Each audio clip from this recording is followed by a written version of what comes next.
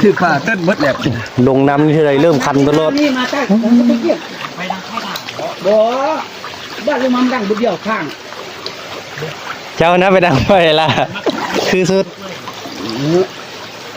แต่เย็นๆเย็นๆป้าแหลมไผ่ลงมาที่ฮอดจุดห้วยน่ะทีละกูไปใส่อันโม่สิน้อยอันนี้ละกับกุ้งละใส่ขึ้นน่ะเนี่ยโอ้เริ่มมาแล้วอีไทยนางไทยเริ่มมาแล้วเฉพาะเขายิงบุทึกมายิงทึกโอ้ทุกคนมาแล้วทางนี้โอ้เย็นเด้อมึงท่าใส่สิเดี๋ยวจับก่อนไปเลยไปเลยว้ามึงไปแก้เสื้อมึงก็ใส่หนาวแล้วเพราะคนหนาวมึงแจกกูแล้วมึงละไปอีไทยทุกคน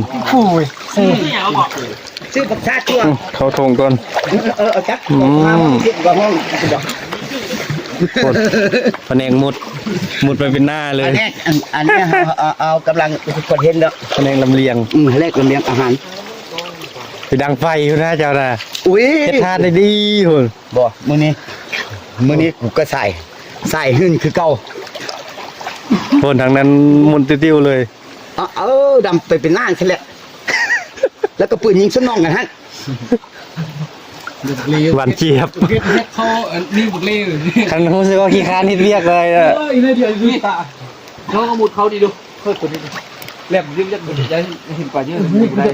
ไปนั่งที่มาแล้วทีละบ่าวฝนเวียดนามมันขนาดมันคือมันนุ่มซียั่วขนาดเลยยังไปคุยแข็งเลยคุณแม่นี่เนี่ยบุได้นะซึ่งขอจะขึ้นนะ